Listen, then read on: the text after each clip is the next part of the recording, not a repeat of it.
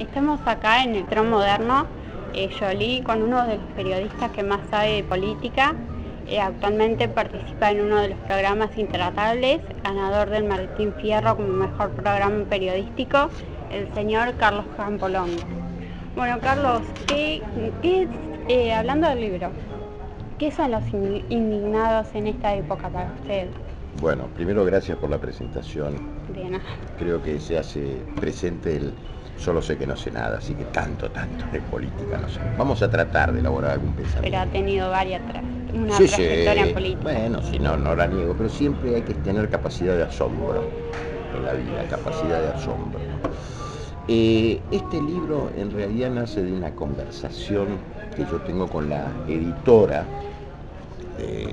la empresa editora, con su editora general, que es una periodista a la que yo conozco, que tiene una muy buena trayectoria, y concretamente ella me marcó un día, bueno, dice, quiero hablar con vos, tenés que escribir un libro. No, estaba medio remilgoso para una tarea que era todo un desafío.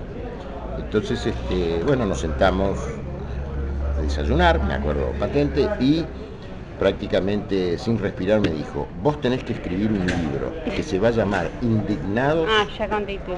Y la bajada es la Argentina de todos contra todos. Y entonces tomé el fenómeno de los indignados desde diversas perspectivas. El indignado es aquel que tiene un afecto emocional, una afectividad emocional, algo emocional. Pero ¿qué pasa? Es un fenómeno que no es de un sector social en particular, ni siquiera de una idea política en particular, de una militancia, de una actividad. Entonces, es un estado emocional la indignación. Y había que primero presentar el cuadro de qué se entiende por indignados. La protesta la hacen indignados, las manifestaciones de diverso tipo las hacen indignados. Los que acusan en la mal denominada grieta, porque yo creo que en Argentina tenemos varias grietas, no una sola grieta, que están de un lado o del otro, K, anti-K, macristas, no macristas, se juega todo, para decirlo en palabras sencillas, con un partido muy emotivo de Boca River, por poner dos equipos que confrontan.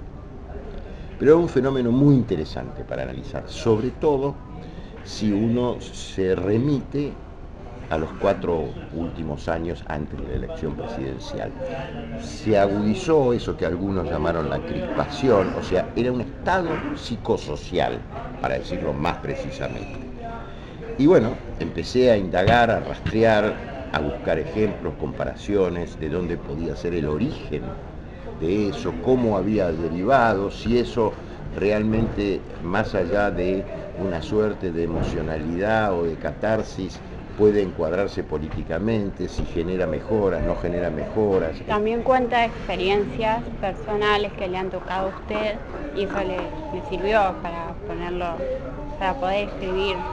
Sí, entonces digo, el indignado es en un estado emocional, voy a indagarlo.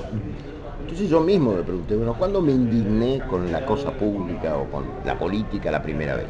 Y recordé el cuento, un casamiento donde estaba el expresidente Lanusse y que yo, de alguna manera, vamos a decirlo, lo increpé de una manera amable, no estábamos en una fiesta social, no iba a ser, pero muy precisamente sobre el tema de que yo conocía que se torturaba en ese gobierno. Él me lo negó, bueno, tuvimos el diálogo hasta que yo le presenté un nombre y apellido de un obrero joven, tenía 24 años en el momento en que lo secuestran y lo devuelven casi muerto a su casa. Él tenía una hija muy chiquitita. Bueno, yo lo trabajé mucho ese tema y lo recordé como mi primera indignación política. Y en síntesis te resumo, esos indignados los vinculé con 3 aspectos, más allá de la caracterización del indignado, lo vinculé con 3 aspectos que tienen que ver con nuestra realidad histórica, que es la indignación y los medios de comunicación, con los cambios que se van produciendo en los medios de comunicación, con cosas a favor y con cosas en contra, con cosas realmente deslumbrantes y con cuestiones que tienen que ver también con malas prácticas. Los medios de comunicación en general, las empresas, el periodismo, etcétera, etcétera. El segundo eje con el cual vinculo a los indignados es la frustración económica, porque detrás de todo indignado, en el fondo de todo indignado, hay una frustración, que es, yo retomo el tema y lo indago en profundidad, ¿qué son esas frustraciones? Uno tiene expectativas, si no se produce lo que uno está esperando, viene la frustración. De la frustración puede venir la cólera, la ira, la bronca, el resentimiento, un montón de situaciones.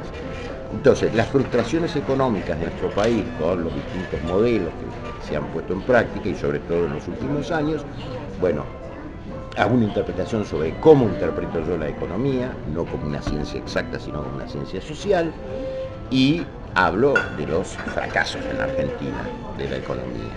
Y por último, tomo el gran problema de la falta de credibilidad en los sectores dirigentes.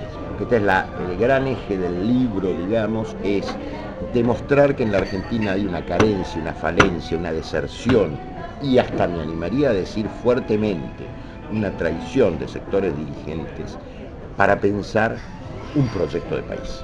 ¿Y por qué crees eso, que hay falta de un proyecto, Bueno, eso hay que leer el libro porque es muy no es muy simple el tema, no es una causa, son muchas causas que tienen que ver con, para ponerlo en una frase sencilla, con la madurez política, con la cultura política de nuestro país. Que no se logró. No, por un montón de razones. No se logró por las frustraciones, no se logró por las interrupciones a los sistemas democráticos, por las proscripciones, por las persecuciones, y culmina, ¿sí?, con esa noche terrible que atravesamos todos los argentinos, que se llamó Proceso de Reorganización Nacional, una dictadura que puso en práctica masivamente cuestiones que afectan la dignidad de las personas, los derechos humanos, que sería todo un tema a discutir. Pero no se puede justificar la tortura, el secuestro, la desaparición y todas las atrocidades que hemos vivido. Y bueno, en el libro usted habla de política, el financiamiento de campañas políticas. Efectivamente. ¿Cómo ve el país en cara a las elecciones? Ahora de octubre. Sí, los partidos políticos, los nuevos personajes que se incorporan, gente del periodismo, de economía, ¿cómo lo ve? No soy muy seguidor de eso. No, sí, absolutamente seguidor y observador. Quiero decir, ni quiero ser un pensador de la decadencia argentina, me resisto, y tampoco quiero ser un escéptico total, pero cierto escepticismo debo tener porque, insisto, no creo que las resoluciones de ese problema sean mágicas a partir de respetables personajes que tienen en su haber popularidad y fama. Eso no reasegura, como tampoco de los que hacen una carrera política, o en el campo de la economía, o en el campo del gremialismo, o en el campo hasta del deporte, fíjense lo que pasa con la AFA. Entonces, yo creo que, para sintetizarlo, creo que tiene que ver con esto que decía. Los pueblos no se gobiernan solos, tienen que haber sectores dirigenciales, gobernantes, que no deben beneficiarse individualmente, sino que deben ser servidores públicos. Esta es la cuestión. En esto hay muchas deserciones, hay mucha codicia, hay, toda una serie de elementos que yo voy indicando. Lo que ocurre es que también, por eso un poco mi nihilismo, yo no quiero caer ni en la antipolítica, ni en la pospolítica, ni en la posdemocracia. Yo creo que el sistema democrático hay que renovarlo, hay que repensarlo, como hay que repensar los partidos políticos, pero un esquema simplista de que lo nuevo es lo exuberante y lo que nos va a salvar, el mito salvífico, o un pensamiento mágico al respecto, no va a solucionar el problema de un día para otro. Los procesos históricos son largos, complejos, y le digo, la palabra nuevo en sí mismo no implica nada, ni siquiera en lo biológico. Puede ser un joven con prácticas totalmente criticables, o puede ser un viejo con prácticas reprobables, pero con otros sectores de personas mayores que pueden aportar a las nuevas generaciones. Hay que buscar las síntesis. Lo nuevo siempre, decía un pensador, tarda en nacer y lo viejo tarda en morir. No es una cuestión meramente generacional biológica. Bueno, hablando de la grieta, de todo, no sé si están... ¿Cómo tomaron en América, y sobre todo en Intratables, porque pasó con un panelista, los dichos que ha surgido en la gala de Martín Fierro? Uh-huh. ¿Cómo se trató eso? Se llama Diego Brancatelli, la Sí, persona a la cual usted se está refiriendo, que fue alumno mío en la Universidad de Lomas, que comparto el camarín con él y que tengo, más allá de que disiento de sus enfoques políticos absolutamente, tengo una excelente relación. Pero con sinceridad debo reconocer que se equivocó en lo que hizo. ¿Por qué? Porque el premio no era individual, era un premio colectivo. Entonces ahí hay personas que piensan de diferente manera. Al erigirse como una voz oficial en ese evento, me parece que no era el momento, el lugar y tampoco la representación. Distinto hubiese sido si a él le otorgaban el premio. Claro. Entonces él podía hacer lo que hace generalmente la nata con su bajada de línea, o los actores, o en fin. Pero era un premio de conjunto, no individual. Usted dijo que fue alumno, ahí tiene varios alumnos.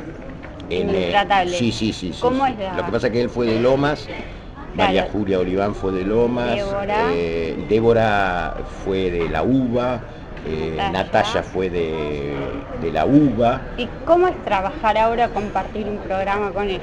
Magnífico.